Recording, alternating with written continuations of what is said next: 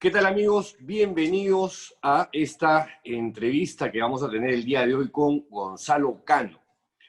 Gonzalo Cano es psicólogo, es magíster en psicoanálisis y candidato a psicoanalista en la Sociedad Peruana de Psicoanálisis.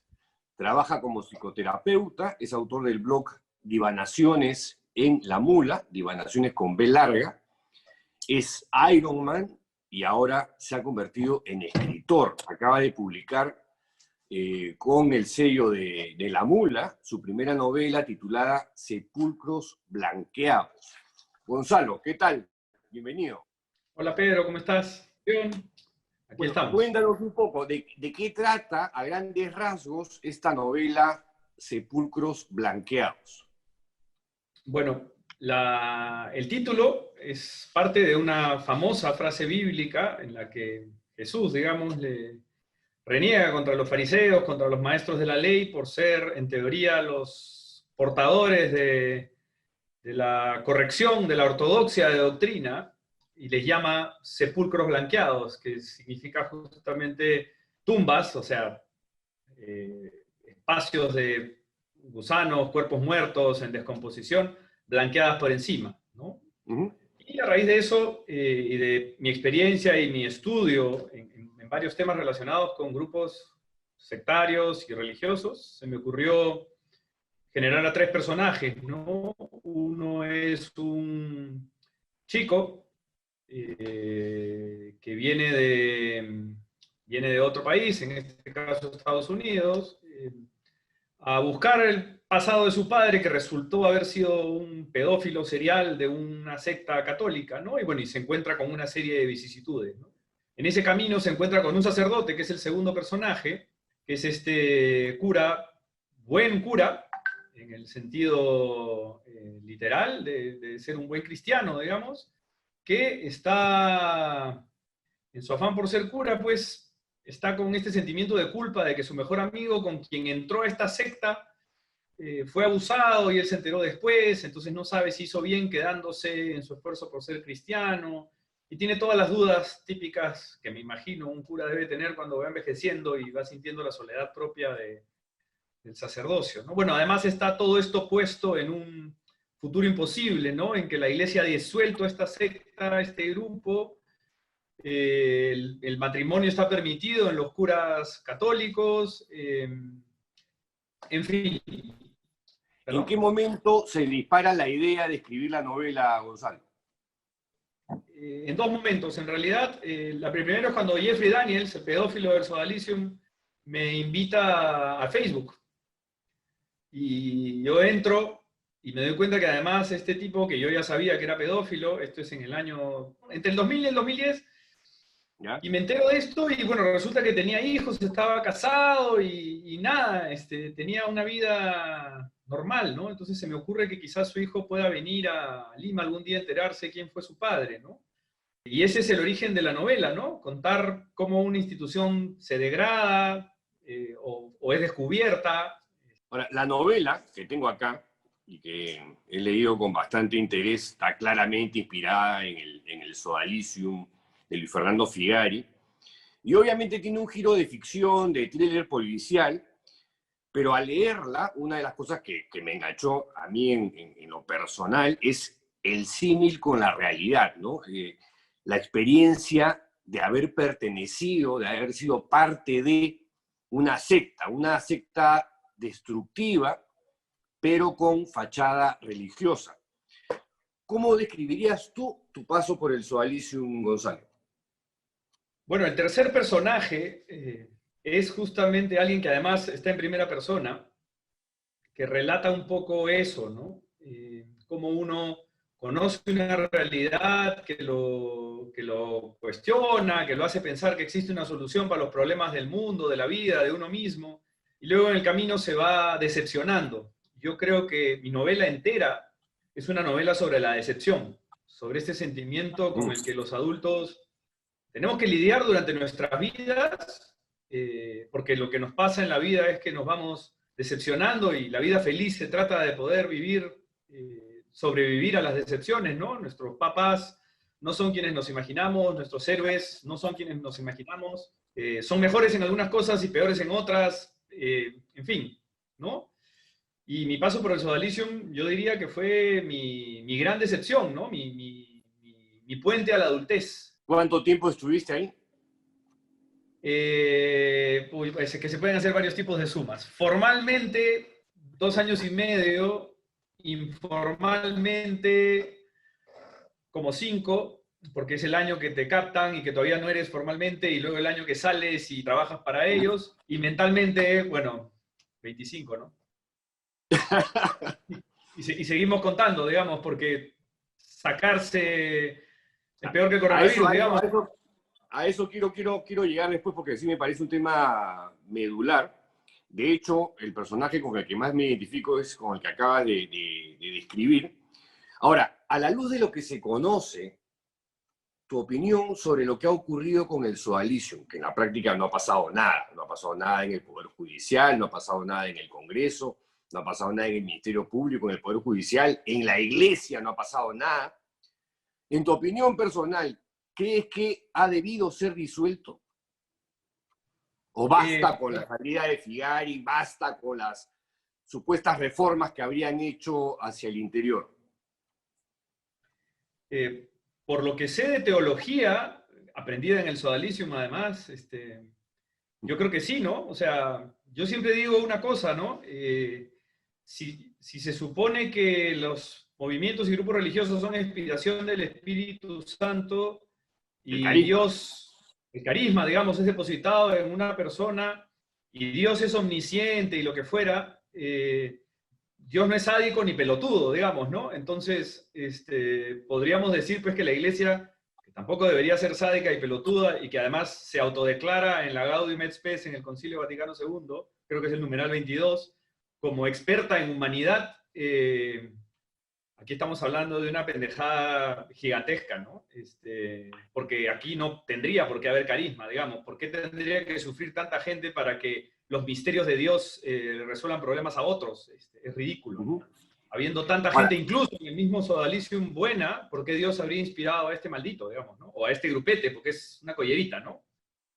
correcto. Ahora, si el Sodalicium es una institución que no tiene el carisma del Espíritu Santo, como dices tú, sino más bien lleva el sello perverso, la halitosis de Luis Fernando Figari, el fundador, ¿por qué la Iglesia Católica no ha tomado medidas más estrictas respecto de esta institución? Es algo que me sigo preguntando hasta la fecha, sobre todo luego de esa sanción más que ridícula, más que absurda, era como una cachetada a las víctimas de Figari y que fue dictaminada por la Congregación para los Institutos de Vida Apostólica. ¿Cómo es? Institutos de Vida Consagrada y Sociedades de Vida Apostólica.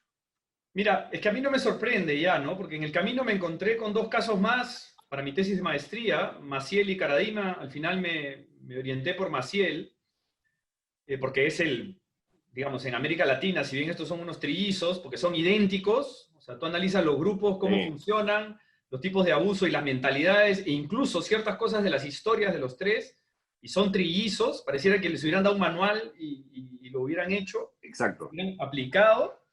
En el caso de Maciel queda claro, las primeras denuncias contra Maciel son en 1950 y tantos, ¿no? Y la experta en humanidad recién lo vota el sacerdocio en el 2008, creo que es, no sé cuál es el año. Hay 2008. gente que se pasa casi 50 años de su vida, o sea, más de la mitad. Los expertos en humanidad parece que no saben contar o no les han dicho cuánto vive un ser humano, sufriendo esto, ¿no? Entonces, lamentablemente la iglesia, a quien yo respeto, a los buenos cristianos, indudablemente los respeto y los apoyo, lamentablemente la iglesia es un país que funciona como un país, ¿no? Y digo lamentablemente porque otra sería la historia si la iglesia no fuera un país, me imagino, ¿no? Ahora, ¿cómo se explica eso que acabas de describir? Porque efectivamente tú ves el caso Maciel, el caso Figari, el caso Caradima, que es, digamos, en menor escala, e incluso Figari es una escala menor a la del caso Maciel, que es una cosa ya gigantesca, monstruosa, más monstruosa que la de Figari. ¿Cómo se explica esto? Porque claro, no es que exista un manual escrito, pero el modus operandi es prácticamente el mismo. Bueno, Te es que el pregunto, modus ya operandi, en tu calidad de psicólogo, ¿no? sí, es que el modus operandi del líder y del grupo y de la sociedad en la que se inserta, porque, a ver, son cuatro variables, ¿no? El líder, que es un psicópata de libro, Sí. la diferencia entre un psicópata y líder y un no psicópata líder es que el psicópata es un líder que se atreve a utilizar a los demás para su propio beneficio.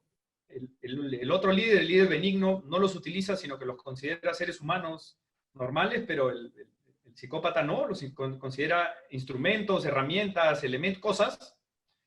El grupo, que es, pucha, todos vivimos en grupos, somos un animal gregario, digamos, ¿no? Entonces, el líder es en quien depositamos nuestras esperanzas, nuestra identificación, le depositamos el poder de decirnos qué hacer con nuestras vidas para ser felices, porque de alguna manera es más angustioso resolverlo por nosotros a que nos den el manual, es el miedo a la libertad de Fromm. Eh, y nuestra psicopatía o nuestra tendencia a la psicopatía o nuestra tendencia al sadismo, lo que fuera que todos tenemos, porque cualquiera puede volverse un maldito, digamos, y hay que reconocerlo, se conecta, pues, ¿no? Y el grupo y el líder terminan siendo como una amalgama extraña, ¿no? Pero además de eso, tienes el contexto, o sea, Figari en Japón no hubiera podido hacer nada, y el contenido. El contenido en realidad es un floro. Son palabras que te sirven para ocultarte o para convencer gente o para llenar a la gente de sentimientos. El ser humano es de palabras. Y si te das cuenta, Abimael Guzmán y Figari y Milosevic y no sé, el de Bielorrusia, que el nombre ahorita se me ha ido, son más o menos lo mismo. La diferencia es el floro, el nivel de crimen, indudablemente. No vamos a comparar a Abimael con Figari, pero, o Alan García, si quieres. Eh, la diferencia termina siendo en la criminalidad y en el floro, pero la mente y cómo funciona el grupo y cómo se conectan líder y grupo es exactamente igual en todos lados, ¿no? ETA, Claro, pero IRA. el componente sectario no se da en todos estos tipos de líderes que has mencionado tú. En el caso de Abimael Guzmán, probablemente, ¿no? En el caso de Figari, la cuestión, ahí entramos a un terreno medio farragoso, pantanoso, porque hay gente que dice, oye, pero si no te gustaba, te hubieras ido, pues, ¿no? Tenías la libertad, las puertas abiertas. O como una vez me dijo, oye, yo entraba a las comunidades y yo no he visto ninguna jaula, ninguna cárcel, ¿no? Te has podido ir en el momento que tú querías. Mi Sí. pregunta es, ¿qué hace que un joven adolescente se vuelva sectario, se vuelva fanático, se vuelva un talibán? Bueno, son muchas variables, pero podríamos decir que es fundamentalmente una necesidad de identidad, la sensación de independencia, entre comillas, ¿no? Porque hay un engaño ahí, o sea, la secta finalmente vende un engaño, ¿no? Por eso se les dice lobos rapaces, ¿no? O sea, tienen un discurso lindo y el tercer personaje de la novela justamente se vuelve un lobo rapaz, pero al revés, o sea, él en su afán de creerse el discurso, busca vengarse de los malditos estos que son unos mentirosos, es todo lo contrario, digamos, de lo que hace la secta, ¿no? Mm. Pero un joven lo que necesita es pues independencia, valerse por sí mismo, alejarse de la familia para ensayar sus propios roles de adulto y, bueno, sentirse pues poderoso, ¿no? Y esto lo da, ¿no? Los jóvenes están llenos de ideales, quieren cambiar el mundo.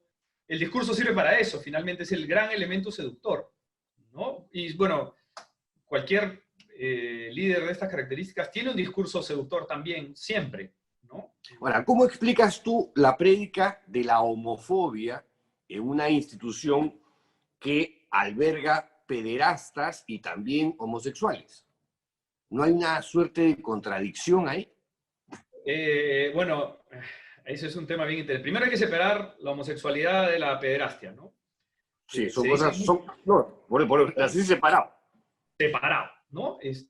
No tiene nada que ver. Ahora, eh, el asunto es que uno tiende a negar, ¿no?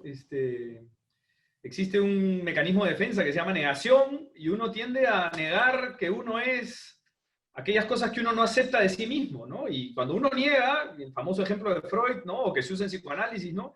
Tú aprietas la pelota contra la piscina, hacia el agua, tienes que ejercer una fuerza muy grande para mantenerla abajo y eventualmente la pelota se sale por algún lado, ¿no? Entonces, este deseo sexual, este impulso sexual reprimido, con el que muchos incluso acuden a las órdenes religiosas para dejar de ser pedófilos o en potencia o solo en la mente, u homosexuales, o hipersexuales, porque también tenemos pues los hipersexuales, ¿no? O sea, el descontrol sexual en este tipo de cosas no es solamente pederastia o homosexualidad, sino también heterosexualidad desbordada, digamos, si es que se puede hablar así, ¿no? O sea, hay una famosa historia de dos adolescentes que se encuentran en el mismo prostíbulo, por ejemplo, ¿no? Y que uno acusa al otro, además, ¿no? Sí, sí, sí. Entonces,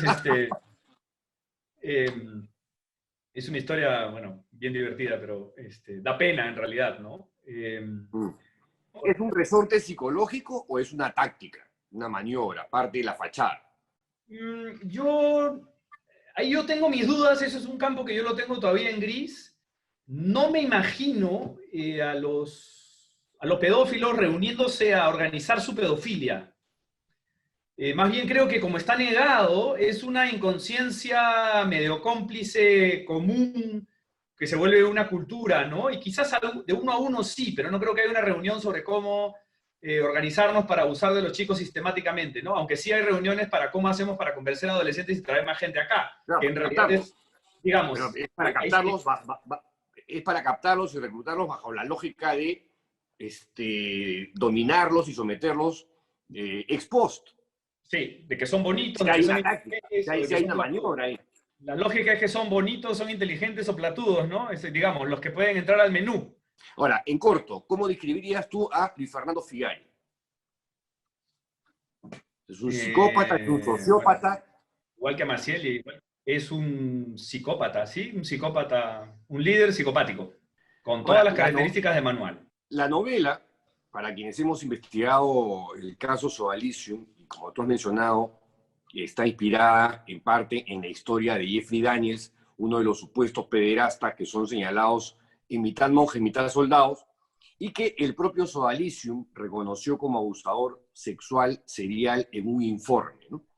Ahora bien, el Sodalicium sostiene que los casos de abusos perpetrados por Luis Fernando Figari, Virgilio Levalli, Germán Doig y Jeffrey Daniels son casos aislados, ¿no? Casos individuales de los cuales la organización no tenía ningún conocimiento hasta que se dieron las denuncias periodísticas. ¿Para ti esta versión es creíble? ¿Podría tener fundamento? ¿O hubo, sí, encubrimiento por parte de la institución? No me refiero a que todos los sodalis estaban enterados.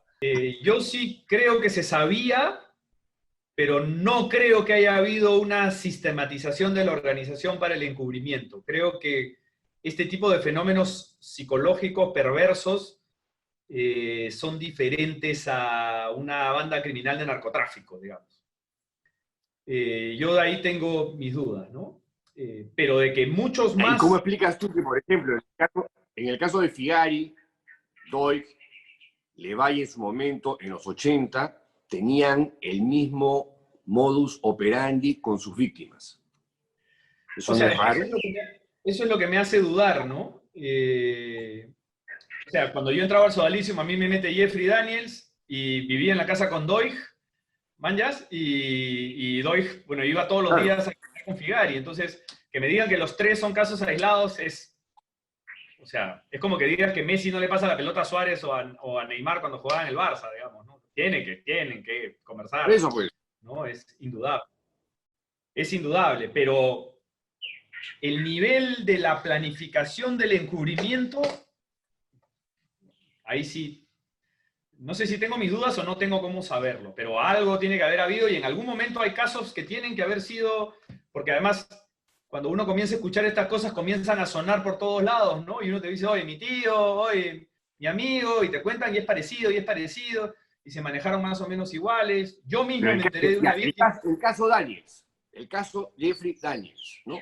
Que estuvo... El caso Daniels estuvo como 3 años en la organización después de que surgió la primera denuncia interna, trataron de manejarla internamente.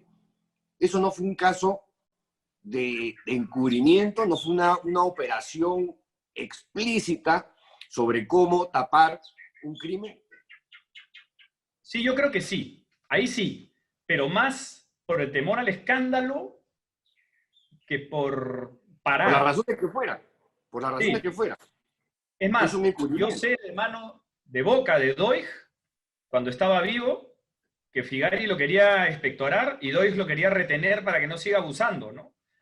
Y cuando muere Doig, al tiempito, Daniels se va, Dice por ejemplo. el caso de Levalle en los 80, que De Figari ahí yo no quería sé nada. Yo sé retenerlo, que de boca de y al revés, Daniels, Figari quería retenerlo y Germán más bien quería deshacerse de él, ¿no? así, bueno, yo sé de boca de Daniels que Levalle lo odiaba a Daniels. No sé cuál será la razón, por ejemplo, ¿no? Me dijo, ese Levalle era un maldito, me odiaba, no sé qué. Ya, ya. Ahí en los intríngulis, entre lo que yo le llamo el trencito, yo ya ahí sí no entiendo qué habrá Ahora, pasado, ¿no? uno de los personajes crueles de la novela es el Guantán, ¿no?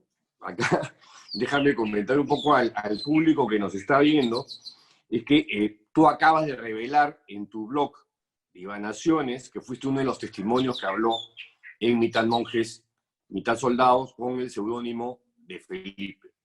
Así es.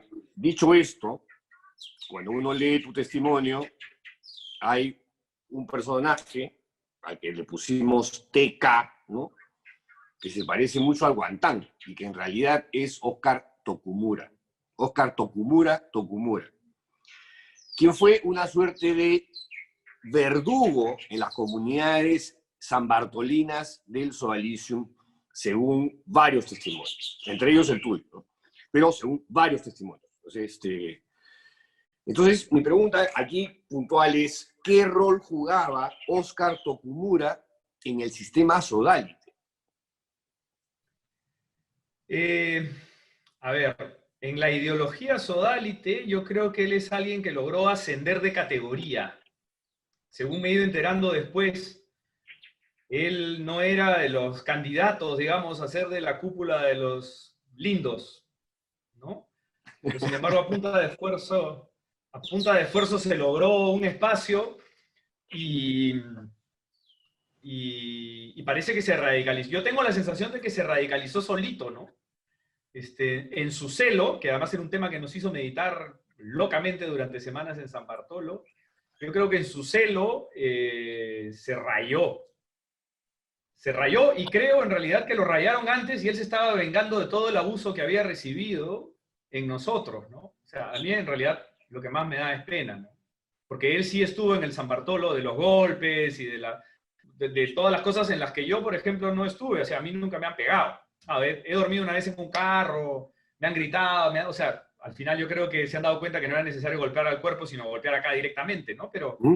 yo creo que así como los perros en la fuerza militar pues reciben un castigo cuando entran a tercero de secundaria, yo creo que el celibato es un poco el castigo de los curas que, bueno, ya nos cagaron toda la vida, entonces no vamos a sacar esta vaina para vengarnos de los nuevos, y lo que sea que fue San Bartolo al comienzo fue lo que cargó a Tokumura de esta violencia. Bueno, no conozco bien su historia, porque a pesar de que fue el que me reclutó después de Daniels, nunca me contó nada personal, digamos. O sea, yo me he dado cuenta que yo era amigo de él, pero él no era amigo mío, digamos, después.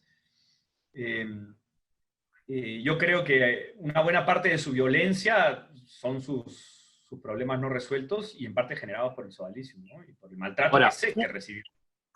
una vez que desertas, ¿no? Una vez que te vas y, por cierto, traicionas a la institución, ¿no es cierto? Y te conviertes en una especie de innombrable, de Judas, ¿qué tan difícil es desformatearse? Porque cuando ese estaba adentro, te han lavado el cerebro, te has convertido en un sectario, te has convertido en un autómata que responde comandos, que vive con ciertos criterios o parámetros. Cuando sales, ¿cómo haces para desengancharte? Bueno, yo creo que hay dos variables. La edad a la que entras y el tiempo que te quedas adentro. Yo entré en el 97, tenía 21 años, y me escapé en el 99, tenía 23 para cumplir 24. O sea, entré formalmente, Uh -huh. ¿no? Informalmente entré a los 19 y he salido cuando me he casado, ¿no? En el 2002, 24, 27, más o menos. Pero no terminas de salir, o sea, yo creo que el proceso tiene que ver con cuánto de tu vida has invertido, cuánto les has creído, cuánto de tus problemas se han resuelto, problemas entre comillas y resuelto entre comillas, porque a veces hay problemas que se crean ahí o que te dicen que tienes que no tienes. Por ejemplo, en mi caso yo viví siempre con esta culpa porque a mí me decían todo el tiempo que por ser hijo de divorciados, pues yo tenía miedo al compromiso, ¿no? Y que nunca iba a ser, ¿cómo se dice? Consistente en un compromiso que tuviera, ¿no? Pero luego en mi vida adulta me he dado cuenta que, claro, efectivamente, yo soy de hacer 2 o 3 compromisos y nada más, pero los cumplo completamente, ¿no? Entonces, ha sido todo un proceso. He ido a psicoterapia cognitiva, he ido a psicoterapia humanista, he ido a psicoterapia existencial, he ido a psicoanálisis, voy a psicoanálisis aún, y darme cuenta de que me habían engañado es un proceso bastante complejo y largo, ¿no? Sepulcros Blanqueados, ¿es parte de este proceso? ¿Es Por una supuesto. especie de exorcismo personal?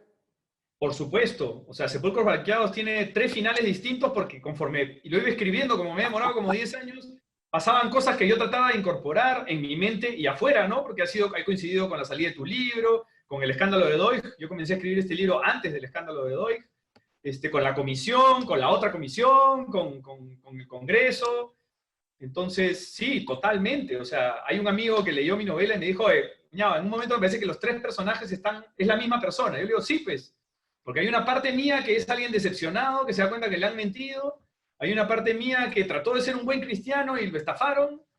Y hay otra parte mía que se loqueó un poquito y que se querría vengar, ¿no? Ahí Ahora, está. Gonzalo, nos gana el tiempo. ¿Cómo conseguir, cómo acceder a Sepulcros Blanqueados en estos tiempos de pandemia? Bueno, está en ebook, en Amazon. Lo buscan. Ahí lo pueden bajar para su Kindle. Hay un app que pueden transformar cualquier aparato en algo similar a Kindle, que se llama Amazon Kindle. Y ahí está, ¿no? O si no, me escriben divanaciones@gmail.com y yo me encargo de que lo tengan, ¿no? O de darles Divanaciones con B larga, tienes que aclarar con eso. B larga, sí. Para no ser tan ortodoxo, le cambié la B chica al diván y le puse una B larga, a propósito. Pregunta final. Sé que se viene otro libro. Sí. ¿Sobre qué es? Bueno, en la maestría yo tenía esta idea de hacer un libro sobre los malos del Perú. Estos líderes con los que yo he vivido, porque, digamos, parte de este asunto es más grande, ¿no? Los líderes que le han hecho daño a los peruanos, ¿no? De mi época, digamos, ¿no? Entonces quería cruzar a Alan García, a Figari, a Abimael y a Fujimori quizás, pero lo que pasa es que es un tipo de loco distinto, ¿no? Porque creo que Abimael ha destruido la clase más pobre, Alan García la clase media y Figari se dedicó a la clase, al piquito de arriba, digamos, ¿no? Pero era mucho. Entonces me dijeron, no, dedícate a Figari. En la época de la maestría yo estaba el conflicto de la Católica con Roma, entonces me dijeron, no, Figari, no, te vas a meter en problemas, estudia Maciel, que ya la iglesia le quitó esto de cura y toda la vaina, entonces quise hacer Maciel con Caradima, pero al final Caradima es un BBT al lado de Maciel. Y bueno, ese libro, esa tesis sobre Maciel y los legionarios de Cristo, se va a volver un libro de divulgación, porque el texto de la tesis es bien duro, un libro de divulgación en el que finalmente sí cruzo a Maciel, Caradima y Figari, ¿no? Que espero sea publicado antes de fin de año, o a comienzos de ¿Eso lo estás viendo con Random? con Penguin Random House. Bueno, Gonzalo, nos ganó ahora sí el tiempo. Te agradezco muchísimo, te felicito por esta primera novela, primer libro tuyo, y éxitos. Gracias, y ojalá Pedro. que forme parte, digamos, de